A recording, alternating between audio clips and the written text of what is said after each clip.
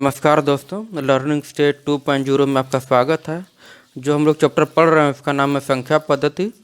इसके पहले हम लोग 17 अलग अलग नंबर के बारे में पढ़ चुके हैं और अभी जो आज के वीडियो में हम लोग देखेंगे 18वां नंबर सम्मिश्र संख्या यानी कॉम्प्लेक्स नंबर। 19वां नंबर है आपका काल्पनिक संख्या यानी इमेजिनरी नंबर और 20वां संख्या है दशमिक संख्या यानी डेसिमल नंबर। तो आइए एक एक करके इसको समझते हैं। तो 18वां नंबर की जो संख्या है वो कॉम्प्लेक्स नंबर। सम्मिश्र संख्या कॉम्प्लेक्स नंबर एक वास्तविक संख्या और एक काल्पनिक संख्या क्या संयोग है। जो कॉम्प्लेक्स नंबर है एक वास्तविक संख्या काल्पनिक संख्या का संयोग, अर्थात एक वास्तविक संख्या में एक काल्पनिक संख्या जोड़ देने पर सम्मिश्र संख्या कहलाती है। ध्यान रखें ये वास्तविक संख्या है। जो एग्जाम में पूछा जाता है कि एक काल्पनिक जो कॉम्प्लेक्स नंबर है या सम्मिश्र संख्या में ऑप्शन में जाएगा वास्तविक संख्या है या आपका ये प्राकृतिक संख्या है और इंटीजर है या चार ऑप्शन रहेगा। तो आपको वास्तविक संख्या पर टिक करना है। अब जैसे एग्जांपल में देखते हैं, जैसे ए प्लस बी आई, तो ये हो जाती है आपकी काल्पनिक संख्या। 5 प्लस आई ये हो जाती है ये आपकी काल्पनिक संख्या है। और ये जो है पहला जो ऐड करने की जो पहला वाला पार्ट है उसको बोलते हैं आपका वास्तविक संख्या यानी रियल नंबर।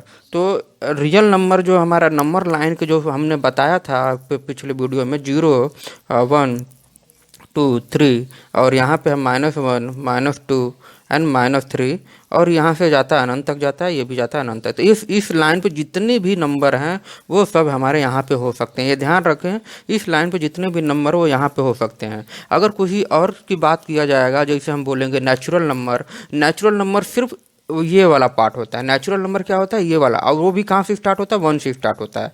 तो ये 1 और 2 के बीच की संख्या को नहीं लिया जाता है नेचुरल नंबर में, यानी आपका प्राकृतिक संख्या में। और जब होल नंबर की बात होती है उसमें 0 को भी ऐड कर दिया जाता है तो होल नंबर हो जाता है, लेकिन तब भी इसके बीच के नंबर को नहीं लिया जाता। लेकिन रियल नंबर यानी वास्तविक संख्या में इसके बीच की सभी नंबर को भी लिया जाता है। इसका मतलब यह है कि जो कॉम्प्लेक्स नंबर में जो पहला वाला पार्ट होता है वो वास्तविक संख्या और दूसरा वाला पार्ट आपका ये काल्पनिक संख्या होती है। और काल्पनिक संख्या को आई से भी लिखते हैं। आई जो होता है एक इमेजिनरी नंबर का साइन है, आयोटा ये ग्रीक अक्षर से लिखा जाता है। तो नेक्स्ट में वही हम देखेंगे कि आपका इमेजिनरी नंबर क्या होता है। तो ध्यान रखें, कॉम्प्लेक्स नंबर, वास्तविक संख्या एंड काल्पनिक नंबर संख्या का संयोजक, वास्तविक संख्या एंड काल्पनिक संख्या का। नेक्स्ट है 19 नंबर आपका इमेजिनरी नंबर। 19 नंबर काल्पनिक संख्या यानी इंग्लिश में इमेजिनरी नंबर। काल्पनिक संख्या एक जटिल संख्या है जिसे काल्पनिक इकाई आई द्वारा वास्तविक संख्या के रूप में व्यक्त किया जाता है। जिसे आई द्वारा वास्तविक संख्या के रूप में व्यक्त किया जाता है। जो संख्या वास्तविक नहीं होती है वो काल्पनिक होती है। इसे आई एम से, जैसे इमेजिनरी का होता है साइन हो जाएगा, इमेजिनरी का साइन हो गया आई एम और उसको ब्रैकेट से सूचित किया जाता है। तो ये इमेजिनरी नंबर को शो करने का तरीका है। अब जैसे क्या है कि अगर √-5 है तो इसको 5i लिख सकते हैं। अब हमको पता है कि -5 का कोई कॉन्सेप्ट नहीं होता है। रूट के अंदर, कहने का मतलब रूट के अंदर ऐसी कोई संख्या लिखते हैं जिसको हम डबल फॉर्म में लिख सकें। तो अब आप देखो, जैसे हम लिखते हैं 4, तो 4 को क्यों रूट में लिख सकते हैं, क्यों और क्यों वैलिड माना जाता है, इसको 2 × 2 लिख सकते हैं, फिर इसको 2 के पावर 2 लिख सकते हैं, इसको फाइनली 2 लिख सकते हैं। लेकिन -5 को हम कोई भी कॉन्सेप्ट से नहीं लिख सकते हैं। क्यों? क्योंकि अगर हम यहाँ पे माइनस यानी अगर इसको माइनस आप 4 भी कर लो तो -2 × -2 नहीं लिख सकते, क्योंकि ये जो दोनों संख्या जो चीज़ें सेम होनी चाहिए। और माइनस तभी आता है जब एक धन होता है एक ऋण होता है, तो ये कभी सेम नहीं हो सकती। ये कैलकुलेट हम नहीं कर सकते। यानी अंडर रूट के अंदर अगर माइनस चिन्ह लग गया तो हम उसको कैलकुलेट नहीं कर सकते। आप एक बार फिर से समझ लें, जैसे अगर ये हमारे पास 16 है तो हम इसको क्या लिख सकते हैं, 4 × 4 लिख सकते हैं। और 4 का स्क्वायर होता है रूट में, और रूट के पास 4 का स्क्वायर होता है 4 आता है, यानी रूट को कैलकुलेट किया जा सकता है और फाइनली 4 आ जाएगा। अगर इसी के अंदर -16 लिखें तो अब यहाँ पे कोई भी एक संख्या नहीं है जिसको यहाँ पे साइन लगा के लिखा जा सके। अगर माइनस माइनस लगाएंगे तो प्लस हो जाएगा, अगर प्लस है तो प्लस ही रह जाएगा। आपको पता ही है ये प्लस अगर है तो प्लस रह जाएगा। अगर हमको माइनस लाना है तो अब कोई भी तरीका नहीं है। माइनस लाने का तरीका सिर्फ एक है कि एक प्लस होगा एक माइनस है, और इसको हम कभी कभी भी इसका स्क्वायर किसका स्क्वायर लिखें, -4 का लिखें या +4 का, तो स्क्वायर लिख नहीं सकते हैं ना, रूट हटा नहीं सकते, यानी रूट कैलकुलेट नहीं होगा। तो यही रीज़न है कि माइनस में अगर रूट के अंदर कोई माइनस संख्या लिखी जा सकती है तो वो कैलकुलेट नहीं की जा सकती। यही रीज़न है कि जो आगे के जो साइंटिस्ट लोगों ने, अब एक ये भी तो एक संख्या है, जैसे हम रूट के अंदर कुछ भी लिख सकते हैं, +16 लिख सकते थे, -60, तो अब जब ये कैलकुलेट हो जा रहा था तो ये क्यों नहीं हो रहा था? तब इन्होंने क्या किया कि -1 को अलग करके n2 17 का जो रूट है माइनस, इसको तो ऐसे लिख सकते हैं ना, इसको तो दो तरीके से लिखा जा सकता है। अगर -16 है तो हम इसको ऐसे लिख सकते हैं ना, इसको लिख सकते हैं -1 गुणे 16 लिख सकते हैं, और रूट में है तो हम दोनों के अलग अलग रूट कर सकते हैं और रूट 15 कर सकते हैं। तो -1 को क्या कन्वर्ट कर दिया आई के रूप में, एंड रूट 15 को 4 को, तो ये इसी को बोला जा रहा है कि अब ये रूट हट गया, और रूट हट गया तो हमारी एक वास्तविक संख्या जैसे लगने लगी, लेकिन -1 के लिए हम इसको आई लगा देते हैं। तो ये आई एक ग्रीक अक्षर है, एग्जाम में भी आ सकता है कि आई जो काल्पनिक संख्या इमेजिनरी नंबर में जो आई को यूज करते हैं वो कौन सी संख्या है, किस संख्या को लिया गया है, ग्रीक अक्षर से लिया गया है। तो ध्यान रखें माइनस को क्यों लिया जाता है, यहाँ पे ये कॉन्सेप्ट है क्योंकि यहाँ पे 16 को दो पार्ट में डिवाइड नहीं कर सकते माइनस के फॉर्म में। यही रीज़न है कि -1 को अलग किया जाता है एंड 16 को अलग किया जाता है, और -1 को कुछ तो लिखना ही पड़ेगा, तो उसी का नाम रख दिया है इमेजिनरी नंबर, जो कि ये हम पता नहीं कर सकते कि कहाँ पे होती है। रियल नंबर हमने जब बताया था कि रियल नंबर एक होता है, ये जो हमारा एक रियल लाइन पे जो नंबर होता है, ये जो रियल लाइन है यानी वास्तविक संख्या जो होती है, तो इस पे हमारा सभी नंबर होते हैं, और यहाँ पे इस पे जितने भी नंबर हैं, इस पे जितने भी नंबर हैं ये वास्तविक यानी वास्तविक संख्या हो जाती हैं। तो फिर काल्पनिक संख्या क्या है? काल्पनिक संख्या एक जो हमारा थिंक है कि हो सकता है कोई ऐसी संख्या हो जो रियल नंबर पे एग्जिस्ट नहीं करती हो लेकिन है वो। तो वो कैसे फाइंड आउट किया गया? इसी तरीके से, जब रूट के अंदर प्लस डाला गया तो उसका आंसर आ गया, रूट के अंदर माइनस नहीं डाला गया तो इसका आंसर नहीं आया, लेकिन ये कुछ कोई तो कोई संख्या है ही, इसको हम लिख सकते हैं। तो इस तरीके की संख्या को हम काल्पनिक संख्या बोलते हैं। और ध्यान रखना है कि यहाँ पे जो वास्तविक नहीं होती वही काल्पनिक होती है। ध्यान रखें, ये चीज़ ध्यान रखना है, एग्जाम में आ सकता है आपको। प्राकृतिक संख्या जो नहीं होती है, सॉरी रियल नंबर जो नहीं होती है वही हमारी काल्पनिक संख्या होती है। जहाँ भी आपको आपका ये प्राकृतिक संख्या है वहाँ पे थोड़ा सा ध्यान रखेंगे, क्योंकि कॉम्प्लेक्स नंबर में प्राकृतिक संख्या का कोई रोल नहीं है, सिर्फ और सिर्फ हमारे रियल नंबर यानी वास्तविक संख्या का रोल है। तो आप इसको ध्यान रखेंगे। नेक्स्ट हम पढ़ने जा रहे हैं दशमलव यानी दशमिक संख्या। तो दशमिक संख्या यानी डेसिमल नंबर, दशमिक संख्या यानी डेसिमल नंबर, इसमें 10 संख्याओं का प्रयोग किया जाता है जो 0, 1, 2, 3, 4, 5, 6, 7, 8, 9। तो आप इसको जोड़ोगे तो टोटल 10 हो जाएगा। हाँ, सामान्य जीवन में हम दशमिक संख्या का ही प्रयोग करते हैं। जो हम अभी अपन जनरल लाइफ में जो भी कैलकुलेशन करते हैं, जितने भी हम अपने घरों में या स्कूलों में जो भी हम देखते हैं, वो हमारे ये दशमिक संख्या को यूज करते हैं। और उसके बाद भी 3 और संख्याएं होती हैं जिसे ऑक्टल बोलते हैं, बाइनरी बोलते हैं एंड हेक्साडेसिमल बोलते हैं। 3 और तरीके की संख्या होती हैं जिसको हम कंप्यूटर लैंग्वेज में कंप्यूटर में यूज करते हैं, हम उसको जनरल लाइफ में यूज नहीं कर सकते। दशमिक संख्या को सिर्फ जनरल लाइफ के लिए यूज किया जाता है, बाकी संख्याओं को नहीं। बाकी 3 संख्या जो हैं ऑक्टल हैं, बाइनरी है एंड हेक्साडेसिमल, वो कंप्यूटर में यूज होती हैं। तो जो दशमिक संख्या है इसमें हम 0 और 9 के नंबर को यूज करते हैं, और आप बता सकते हैं कि 0 और 9 के अलावा और भी कोई नंबर यूज नहीं करते। भले वो 50 लाख को ही लिखना हो तो इसमें क्या 5 और 0 यूज होगा।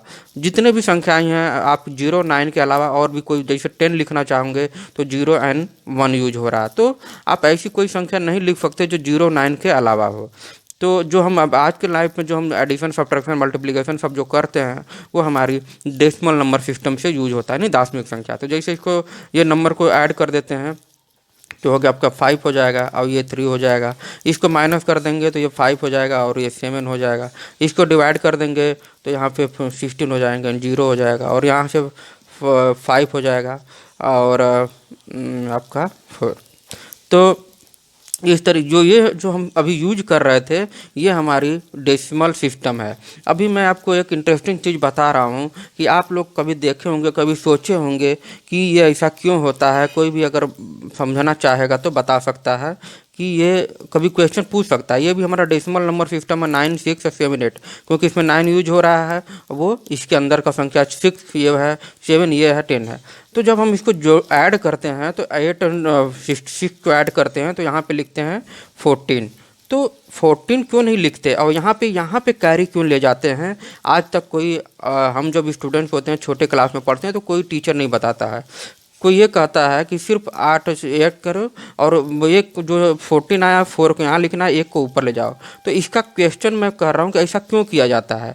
आप कोई भी बता सकता है और उसको कमेंट में आप ज़रूर लिखेंगे कि ऐसा क्यों किया जाता है कि इसको हम कैरी में ले जाते हैं। अगर कोई समझना चाहेगा कि ये क्या कोई क्वेश्चन पूछना चाहेगा तो उस समय अगर टीचर नहीं भी बताते हैं, इसलिए कि आप इसको समझ नहीं सकेंगे, क्योंकि बचपन में हम जब रहते हैं तो इतना नहीं समझ, इसका कॉन्सेप्ट होता है कि यहाँ पे कैरी क्यों लाया जाता है, ये हम ध्यान रखेंगे। यहाँ पे कैरी लाने का कॉन्सेप्ट है, इस वजह से यहाँ पे कैरी आती है। ऐसे नहीं है कि 14 को ऐसे दोनों लोग को इसे 4 को इधर भगा लेते हैं, 1 को इधर भगा लेते हैं और 4 को यहाँ लिख देते हैं, 1 को इधर। ऐसा कोई कॉन्सेप्ट नहीं है कि दोनों को अलग कर दो, 4 को यहाँ लिख दो। ये यहाँ पे 1 4 आता है और यहाँ पे 1 कैरी में यहाँ पे आता है। इसका एक रीजन होता है, इस वजह से आता है। इसको हम समझते हैं क्या रीजन है।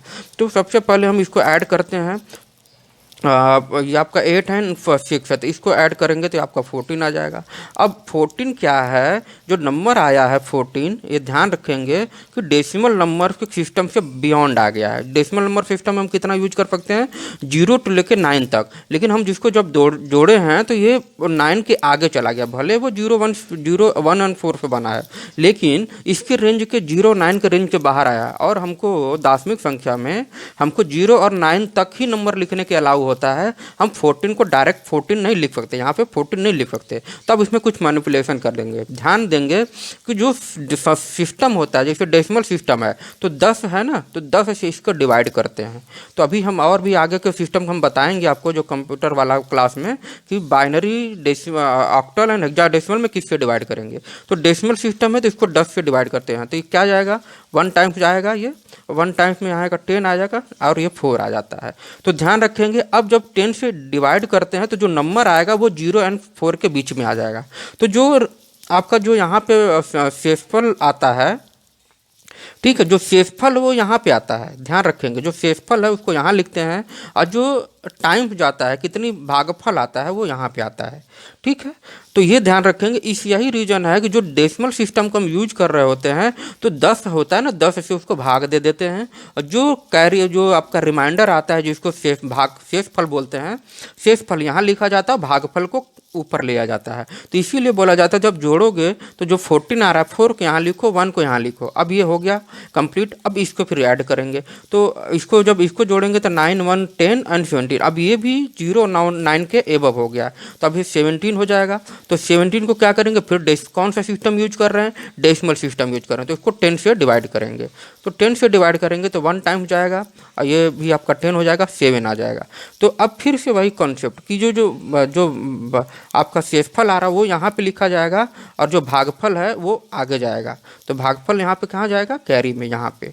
ठीक, तो अब यहाँ पे कुछ है ना इसके नीचे, ये भी खत्म हो गया। अब जो इसके नीचे कुछ नहीं है, इसको ऐड करेंगे, 1 है। 1 क्या है, बिलोंग द जो हमारा डेसिमल सिस्टम में बिलोंग करता है। देखो यहाँ पे 1 मिल गया, तो 1 को हम डायरेक्ट लिख देंगे, अब उसमें भागा नहीं देंगे। ध्यान रखेंगे, जो संख्या डायरेक्ट मिल जाते हैं उसको हम डायरेक्ट लिखेंगे। जैसे 15 11 को हम ऐड करेंगे तो 5 1 6 मिल गया तो डायरेक्ट लिखेंगे, डिवाइड नहीं करने जाएंगे। 1 1 2 मिल गया तो डिवाइड करेंगे। जैसे 7 7 और 8 6। अब ये है 7 6 हो जाएगा आपका 13। अब ये 13 बियॉन्ड चला गया, तो अब इसको डिवाइड करेंगे, 10 से डिवाइड करेंगे, 1 10 आ जाएगा 3। अब जो 3 है वो यहाँ पे आएगा और जो 1 है जो भागफल आता है वो यहाँ पे जाएगा। फिर ये कंप्लीट एंड ये 7 1 8 8 8 16। अब ये 9 से बाहर चला गया, फिर 10 से डिवाइड करेंगे, 10 से डिवाइड करेंगे 1 टाइम जाएगा, 10 आ जाएगा। 6 को यहाँ पे लाएंगे, अब ये 1 को फिर यहाँ पे लेके आ जाएंगे। ठीक है, अब 1 के नीचे कुछ नहीं है, तो जब तीनों को ऐड करेंगे तो देखेंगे क्या है, यहाँ पे कुछ है ही नहीं, तो 1 ही रह जाएगा, 1 इसके बिलोंग करता है, तो इसीलिए इसका नंबर आ जाता है। ये तरीका होता है एडिशन का, इसमें ये कॉन्सेप्ट है। इसमें ये कॉन्सेप्ट है एडिशन के लिए, सब्ट्रैक्शन में भी इसी है, मल्टीप्लिकेशन डिवीजन सब में है। तो वो थोड़ा सा आउट ऑफ बॉक्स हो जाता है, इसलिए हमको शुरुआती क्लास में, प्राइमरी क्लास में नहीं बताया जाता है और सीधे हमको बोला जाता है कि हंसिया खींच लो, इतना आया तो यहाँ लिखो, एक को ऊपर ले जाओ। लेकिन इसके लिए डेसिमल का कॉन्सेप्ट ये है। तो आज के लिए इतना ही। अगर आपको वीडियो अच्छा लगा तो इसको लाइक करें, शेयर करें और कमेंट करके बताएं कि कौन सा पॉइंट अच्छा लगा, एंड चैनल को सब्सक्राइब करते। मिलते हैं अगले वीडियो में। अब जो वीडियो हैं अब थोड़ा सा डिटेल में आएगा, जैसे डिविजिबिलिटी का कॉन्सेप्ट आएगा, फ्रैक्शन का कॉन्सेप्ट आएगा, और उसके बाद साथ में हम क्वेश्चन सीरीज स्टार्ट करेंगे जो कॉम्पिटिटिव एग्जाम एंड बेसिक के लिए भी यूजफुल होगा। तो मिलते हैं अगले वीडियो में। जय हिंद।